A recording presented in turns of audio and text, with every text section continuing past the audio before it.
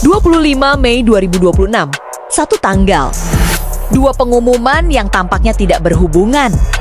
Yang pertama, Bojan Hodak meninggalkan bangku cadangan Persib untuk menjadi shareholder Group Technical Advisor.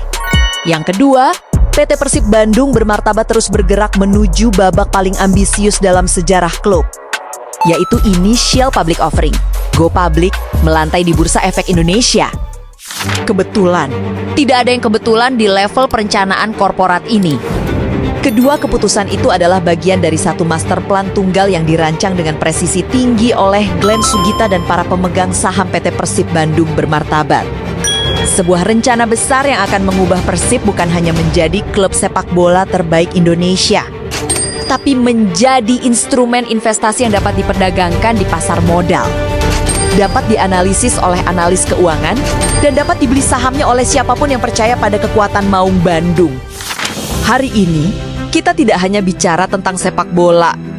Kita bicara tentang tata kelola korporat, tentang mitigasi risiko investasi, tentang model bisnis yang sedang mengubah definisi klub sepak bola di Asia Tenggara. Inilah analisis paling mendalam yang pernah ada tentang transformasi besar Persib Bandung. Dan setelah kalian menyaksikan ini, kalian tidak akan pernah melihat Persib dengan cara yang sama lagi. Untuk benar-benar menghargai kecanggihan apa yang dilakukan PT Persib Bandung bermartabat, kita harus terlebih dahulu memahami penyakit kronis yang menggerogoti sepak bola profesional Indonesia selama bertahun-tahun. Di ekosistem Liga 1, ada tren reaksioner yang sudah sangat mapan. Ketika tim kalah 3 laga berturut-turut, manajemen panik, pelatih dipecat, pelatih baru didatangkan, adaptasi memakan waktu 3-4 bulan, performa tidak kunjung stabil, dan siklus kehancuran itu berulang terus-menerus. Ini bukan hanya masalah taktis. Ini adalah masalah mentalitas manajemen yang berorientasi instan. Dan coba lihat apa yang dilakukan Persib. Hodak datang Juli 2023. Toli masuk sebagai asisten Juli 2024. 1 tahun kemudian, bukan mendadak. Keduanya membangun sistem bersama selama 2 musim penuh. Dan ketika momen transisi datang pada 25 Mei 2026, tidak ada kepanikan, tidak ada rapat darurat, tidak ada pencarian pelatih pengganti yang terburu-buru. Hanya satu kalimat yang perlu diucapkan, Toli, naik. Hodak tetap di sini dengan kapasitas berbeda, selesai, zero adaptation. Waktu adaptasi 0. Ini bukan keberuntungan. Ini adalah perencanaan bertahun-tahun yang menghasilkan eksekusi yang sempurna. Mari kita bedah struktur 2 pilar ini dengan sangat spesifik. Karena disinilah kejeniusan arsitektur korporat PT PBB benar-benar terlihat. Di level teratas PT Persib Bandung bermartabat dengan para direksi dan pemegang saham. Di bawahnya, langsung terhubung ke para pemegang saham, duduk Bojan Hodak sebagai shareholder Group Technical Advisor. Perhatikan posisinya. Dia bukan di bawah pelatih kepala. Dia sejajar dengan manajemen dan langsung melaporkan ke pemegang saham. Ini jabatan elit, bukan jabatan pensiun. Dan di bawah Hodak, ada Igor Toli sebagai pelatih kepala dengan domain yang sangat jelas, lapangan hijau, ruang ganti, sesi latihan harian, keputusan taktis 90 menit. Perbedaan latar belakang keduanya sangat komplementer. Hodak membawa 2,03 poin per laga dari 116 pertandingan bersama Persib, plus pengalaman 2 dekade di Asia. Toli membawa sertifikasi UEFA Pro, latar belakang akademis sarjana ekonomi dan bisnis dari Universitas Zagreb, dan energi fresh seorang pelatih berusia 48 tahun. Otak veteran plus energi muda. Formula yang sempurna. 3 tanggung jawab utama Hodak di level elite ini jauh melampaui apa yang bisa dikerjakan pelatih kepala biasa. Pertama, di communication bridge, jembatan komunikasi. Hodak menjadi mediator utama antara dunia bisnis korporat pemegang saham, sisi target finansial dan kebijakan investasi, dengan realitas teknis di lapangan. Dia menerjemahkan bahasa bisnis ke bahasa bola, dan sebaliknya. Ini adalah skill sangat langka yang hanya dimiliki oleh mantan pelatih dengan paparan korporat seluas Hodak. Kedua, di Lazy Guardian, penjaga warisan juara. 3 gelar berturut-turut menciptakan standar yang sangat tinggi. standar disiplin, mentalitas, dan budaya kerja. Hodek bertugas memastikan bahwa DNA pemenang yang dia tanamkan selama 3 tahun tidak luntur ketika wajah baru memimpin tim. Ini bukan tugas pelatih, ini tugas institusi. Dan ketiga, long-term strategic planner. Hodek tidak lagi memikirkan formasi untuk Sabtu depan. Yang dia pikirkan adalah pemain mana yang harus direkrut untuk kebutuhan FC2 musim ke depan. Pemain akademi mana yang sudah siap promosi ke tim senior. Bagaimana membangun skuad yang kompetitif di liga domestik sekaligus di kompetisi Asia. Ini adalah pekerjaan sepak bola yang paling kompleks dan hanya bisa dilakukan oleh seseorang dengan pengalaman 2 dekade di level tertinggi Asia. Tapi keberadaan Hodek di posisi penasihat bukan hanya menguntungkan Persib sebagai institusi. Ini memberikan 2 keuntungan operasional konkret yang langsung dirasakan Igor Toli sebagai pelatih kepala baru. Keuntungan pertama Policikau Xiaoji Tameng politik. Dalam dunia sepak bola modern, setiap pelatih kepala baru selalu menghadapi tekanan dari 2 arah sekaligus. Tekanan dari jajaran direksi dan pemegang saham di atas, dan tekanan dari hasil lapangan di bawah. Ketika tim kalah 3 kali berturut-turut, siapa yang pertama kali mendapat telepon dari jajaran direksi? Pelatih kepala.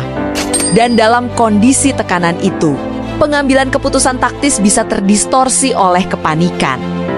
Dengan Hodek berada di struktur antara direksi dan Toli, dinamika itu berubah total. Ketika direksi panik karena hasil negatif, Hodek yang berbicara. Hodek yang menjelaskan kendala teknis dengan bahasa yang dipahami investor dan pemegang saham. Hodek yang meyakinkan mereka bahwa fluktuasi performa adalah normal dan proses perbaikan sedang berjalan. Toli terlindungi dari gangguan di atas dan bisa fokus penuh di lapangan. Dan keuntungan kedua, clean operational focus, 100% energi Toli dicurahkan untuk hal yang paling penting, taktik pertandingan, hubungan psikologis dengan pemain, dan desain latihan. Tidak ada energi yang terbuang untuk debat anggaran fasilitas, rapat koordinasi dengan Pemkot, atau urusan birokrasi non-teknis lainnya. Semua itu diambil alih Hodek. Dan ini bukan teori belaka. Kita sudah melihat buktinya ketika Hodek absen karena suspensi di match week 21 musim lalu. Toli langsung turun memimpin laga melawan PSM Makassar dan menang. Dia sudah terbukti siap. Dan sekarang inilah bagian yang akan membuat kalian melongo. Apa yang dilakukan Persib Bandung? Dengan menempatkan Hodek sebagai penasihat strategis pemegang saham, memiliki presiden langsung di salah satu klub paling terkenal di dunia, AC Milan. Pada Desember 2023, pendiri Redbird Capital Partners Cardinale mengumumkan penunjukan legenda sepak bola Zlatan Ibrahimovic sebagai operating partner dan senior advisor to AC Milan Ownership and Senior Management. Peran Zlatan tidak melatih harian, tidak menentukan starting 11. Tugasnya adalah pengembangan pemain, evaluasi performa kepelatihan, pengembangan merek global AC Milan, dan mengawal proyek pembangunan stadion baru San Siro.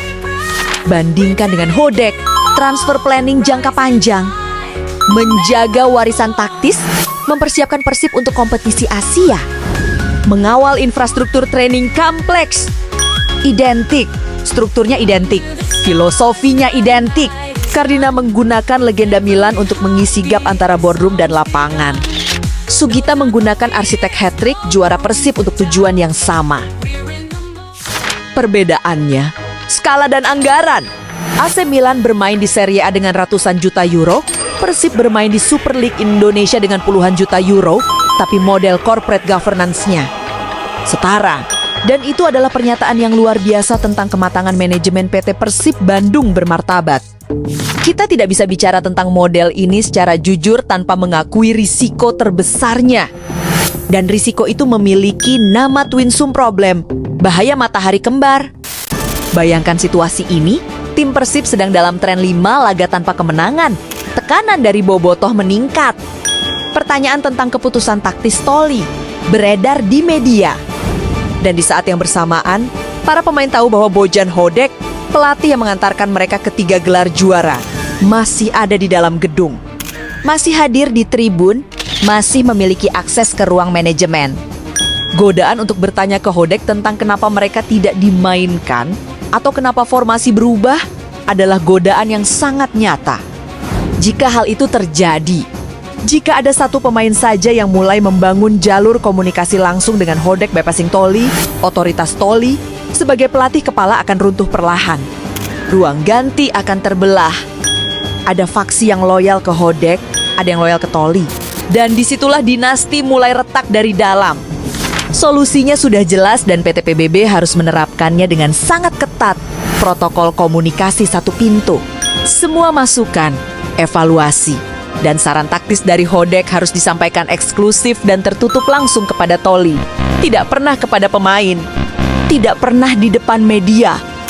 Di hadapan seluruh skuad dan publik, hanya ada satu suara Igor Toli. Satu otoritas, satu hierarki, satu matahari. Dan Hodek menjadi kekuatan yang bekerja di balik layar. Powerful tapi invisible. Dan sekarang kita sampai pada dimensi paling tidak terduga dari seluruh cerita ini. Hubungan langsung antara keputusan restrukturisasi kepelatihan tanggal 25 Mei dengan ambisi IPO Persib di Bursa Efek Indonesia. Di dunia investasi keuangan, ada sebuah konsep yang disebut Kiman Risk.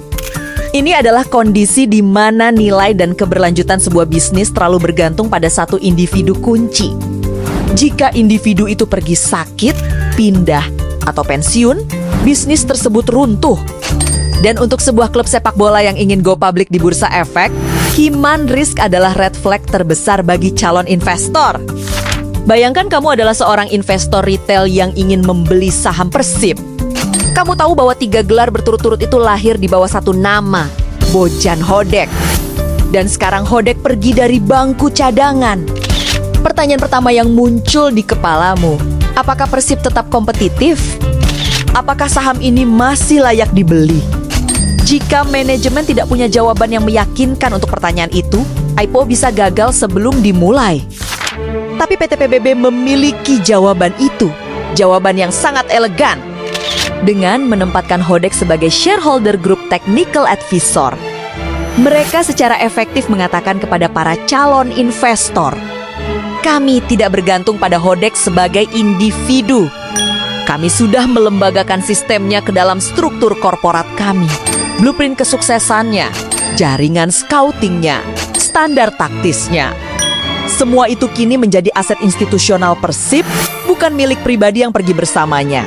Kiman Risk tereliminasi, atau paling tidak diminimalisir secara signifikan. Dan semakin meyakinkan ketika kita melihat faktor validasi eksternal yang datang dari level paling tidak terduga. Menteri Perumahan Rakyat dan Kawasan Permukiman Marwarah Siraichi menyatakan secara terbuka komitmen investasi senilai 100 miliar rupiah untuk mendukung transformasi besar Persib Bandung. 100 miliar dari seorang menteri kabinet. Ini bukan sekadar angka.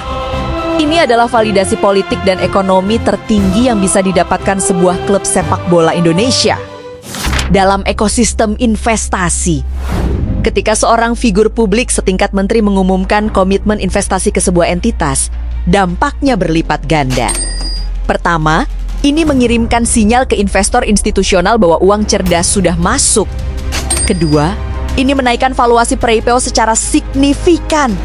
Ketiga, ini membuka pintu bagi investor asing, foreign direct investment, dan bahkan private equity internasional yang sebelumnya ragu memasuki sektor olahraga Indonesia.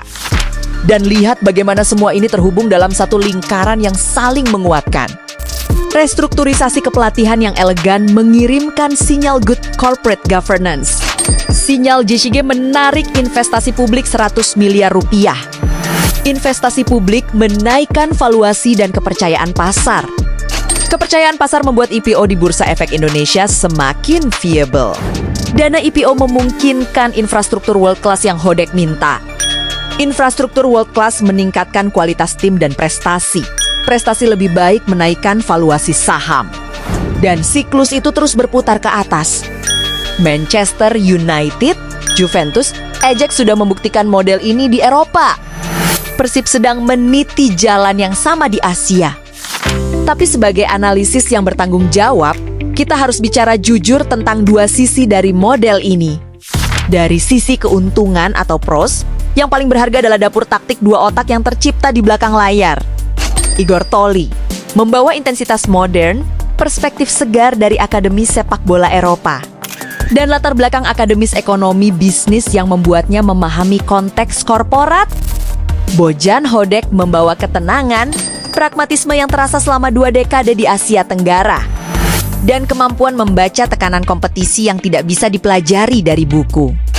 Kombinasi ini membuat strategi Persib menjadi sangat kaya dan sulit diprediksi oleh pelatih lawan. Dari sisi risiko atau cons, Twin Suns problem yang sudah kita bahas adalah ancaman nomor 1. Tapi ada risiko kedua yang sering luput dari perhatian, beban ekspektasi yang tidak realistis terhadap Tholi. Bobotoh sudah terbiasa dengan hat-trick juara. Jika Tholi tidak berhasil di musim perdananya, tekanan untuk kembali ke cara Hodak bisa menjadi tidak sehat. Manajemen dan media harus bijaksana dalam mengelola ekspektasi publik. Kesimpulan analitis kami, model ini memiliki peluang yang jauh lebih besar daripada risikonya. Dengan satu syarat mutlak yang tidak boleh dikompromikan, protokol komunikasi satu pintu harus dijaga dengan sangat ketat. Selama Hodak bekerja secara institusional dan tidak memasuki domain operasional Tholi, model ini bukan hanya sustainable, tapi sangat powerful. Pada akhirnya apa yang kita saksikan pada 25 Mei 2026 bukan hanya sebuah pergantian pelatih. Kita menyaksikan sebuah momen bersejarah dalam tata kelola olahraga Asia Tenggara. Untuk pertama kalinya, sebuah klub sepak bola Indonesia tidak hanya mempertahankan legendarisnya dari kepergian, tapi mengangkat nilainya ke dimensi yang lebih tinggi. Hodak tidak dilepas. Dia dipromosikan ke level yang lebih strategis. Tholi tidak dilempar ke arena tanpa proteksi. Dia diberi fondasi dan tameng untuk sukses. Dan para pemegang saham tidak hanya memikirkan laga akhir pekan ini, tapi memikirkan bagaimana nama Persib Bandung akan tertera di papan bursa efek Indonesia. Ada 3 pelajaran besar yang bisa kita ambil dari seluruh kisah ini.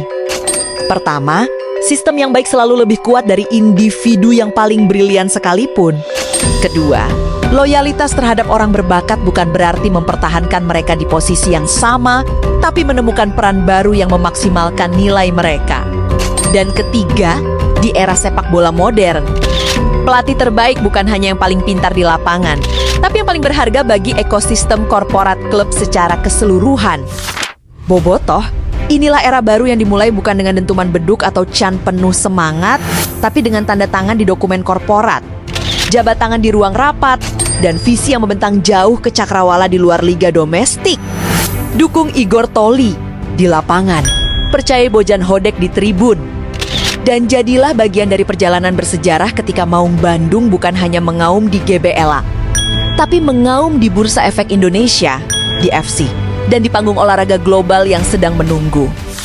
Menurut kalian, kapan IPO Persib akan benar-benar terjadi dan berapa valuasi yang layak bagi Maung Bandung? Apakah model 2 pilar Hodak Tholi bisa bertahan tanpa gesekan selama 1 musim penuh? Dan lebih penting mana untuk musim ini? Meraih gelar keempat berturut-turut atau akhirnya melangkah jauh di AFC Champions League tuh? Tulis pendapat kalian di kolom komentar. Subscribe untuk analisis bisnis dan tata kelola sepak bola Indonesia yang tidak akan kalian temukan di tempat lain. Sampai jumpa!